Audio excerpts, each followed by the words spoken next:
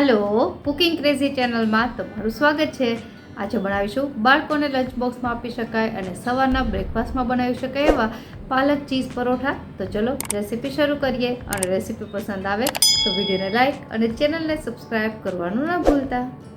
तो पालक चीज परोठा बनाववा माटे मैं एक बंच पालक ने धोई और साफ करी लीधी छे अने एनी नीचेनी डांडलीनो भाग छे काढी लीधो छे।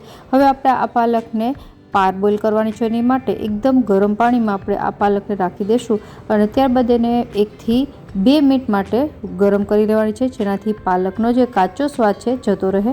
तो 1 થી 2 मिनिट में पालक छे ए सॉफ्ट थई जशे। हवे आपणे आ पालकने बहार काढी लईए। पालकने कोई काणावाळा वासणमां काढवी, जेनाथी उपरथी ज्यारे आपणे ठंडू पाणी रेड़ीशुं तो ए पण निकળી जशे अने पालकनी कुकिंग प्रोसेस पण बंध थई जशे। तो आपणी पालक छे काढी लीधी छे। हवे उपरथी ठंडू पाणी रेड़ी देशुं अने वधारानुं पाणी छे निकળી जाय એટલે આપણે આ પાલકને મિક્સર જારમાં રાખી દેવાની છે અને ત્યારબાદ 1 કપ જેટલી કોથમીર છે એડ કરી દેશું।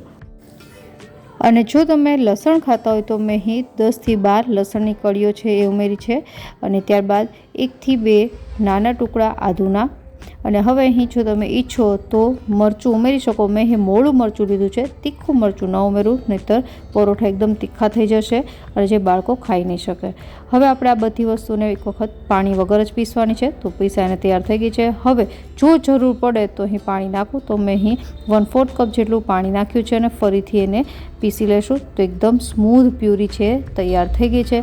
હવે આપણે આ પ્યુરીથી જ લોટ બાંધીશું। તો એની માટે મેં અહીં 2 કપ જેટલો ઘઉંનો ઝીણો લોટ લીધો છે, જેમાં સ્વાદ પ્રમાણે મીઠું ઉમેરીશું, અડધી ચમચી જેટલું આખું જીરું, 1/4 ટીસ્પૂન જેટલી હિંગ અને 1 ટીસ્પૂન જેટલા સફેદ તલ। સફેદ તલ છે ઓપ્શનલ છે, ન નાખો હોય તો ચાલે। અને 1 ટેબલસ્પૂન જેટલું મોણ માટે તેલ। હવે આપણે જે પ્યોરી તૈયાર કરી છે એને ધીરે ધીરે એડ કરતા જઈ અને લોટ બાંધવાનો છે, એક સાથે ન એડ કરી દેવી। અને તમે જોઈ શકો છો એક વખત મિક્સ થઈ જાય ફરીથી આપણે પ્યુરી છે એડ કરી દેશું અને એને લોટ બાંધવામાં ઉપયોગમાં લઈ લેશું। છેલ્લે જ્યારે થોડી ઘણી પ્યુરી વધે એમાં 1/4 કપ જેટલું પાણી ઉમેરી અને એનો પણ ઉપયોગ છે લોટ બાંધવામાં કરી લેવો। તો અહીં મેં પાણી ઉમેરી દીધું છે અને હવે આપણે લોટ છે સારી રીતે એકદમ રોટલી જેવો સોફ્ટ બાંધવાનો છે। તો લોટ બંધાઈને તૈયાર થઈ ગયો છે। હવે છેલ્લે આપણે 1 ટેબલસ્પૂન જેટલું તેલ ઉમેરી અને લોટને 5 થી 7 મિનિટ માટે કૂણવવાનો છે। લોટ કૂણવીને તૈયાર કરી લીધો છે। જેટલો લોટ સારો કૂણવાશે એટલા પરોઠા સોફ્ટ બનશે। હવે આપણે ઢાંકીને 15 થી 20 મિનિટ માટે રેસ્ટ ઉપર રાખી દઈશું, ત્યારબાદ પરોઠા બનાવીએ। તો રેસ્ટ થઈને લોટ તૈયાર થઈ ગયો છે, તમે જોઈ શકો છો। ફરીથી આપણે એક વખત એને કૂણવી લઈએ તો એક પણ ક્રેક નથી। તો આપણો એકદમ સોફ્ટ લોટ છે પરોઠા માટે તૈયાર છે। આપણે એમાંથી મીડિયમ સાઇઝનો લુવો બનાવી લેશું અને હવે એને એક પહેલાં તો પાતળી રોટલીની જેમ વણી લેવાનો છે। જરૂર પડે તો અટામણ નાખવું, નહીં તો પહેલાં એકદમ આમનામ જ વણવાનું।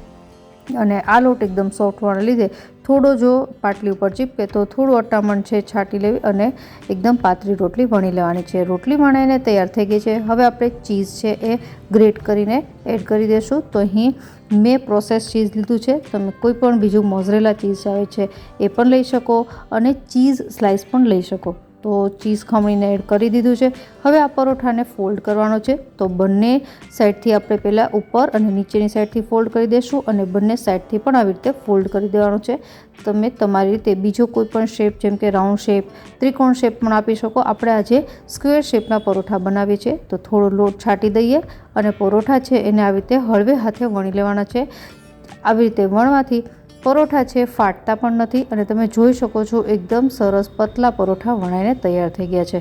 હવે આ પરોઠાને આપણે શેકી લેવાના છે। તો અહીં મેં મીડિયમ ગેસની ફ્લેમ પર લોઢી ગરમ કરી લીધી હતી। લોઢી ગરમ થાય ત્યારબાદ જ પરોઠા છે એડ કરવા અને એક સાઈડ થોડા શેકાઈ જાય એટલે આપણે તવીથાની મદદથી એને પલટાવી લેશું। તમે જોઈ શકો છો ડિઝાઇન સરસ આવી ગઈ છે। હવે આપણે અડધી ચમચી જેટલું ઘી ઉમેરી, તમે અહીં તેલ પણ ઉપયોગમાં લઈ શકો, પણ ઘીનો સ્વાદ છે પરોઠામાં ખૂબ જ સરસ આવે છે।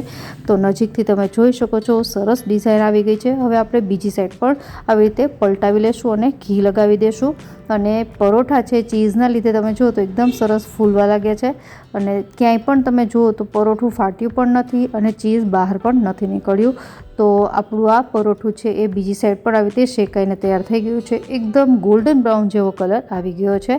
તો બસ આપણું આ પહેલું પાલક ચીઝ પરોઠું તૈયાર છે। આ જ રીતથી હું બીજા બધા પરોઠા છે બનાવી લઈશ। તો મારી પાસે 4 મીડિયમ સાઇઝના પરોઠા છે તૈયાર થઈ ગયા છે। એકદમ સરળ રીત અને હેલ્ધી એવા આ પાલક ચીઝ પરોઠા છે. બાળકોને જો પાલક નહીં ખાતા હોય તો પણ ખૂબ જ ભાવશે. મેં અહીં એને દહીં સાથે સર્વ કર્યા છે. જો તમે ઈચ્છો તો એને મેથીયા મરચા સાથે પણ સર્વ કરી શકો છો, જેની રેસીપી મેં ડિસ્ક્રિપ્શન બોક્સમાં આપી છે. અને તમે જુઓ તો કટ કરીને અંદરથી એકદમ પોકેટ જેવા આ પરોઠા છે, ખાવામાં ખૂબ જ ટેસ્ટી બન્યા છે. આશા રાખું રેસીપી જરૂરથી પસંદ આવી હશે. ફરી મળીએ નવી રેસીપી સાથે. ત્યાં સુધી બાય.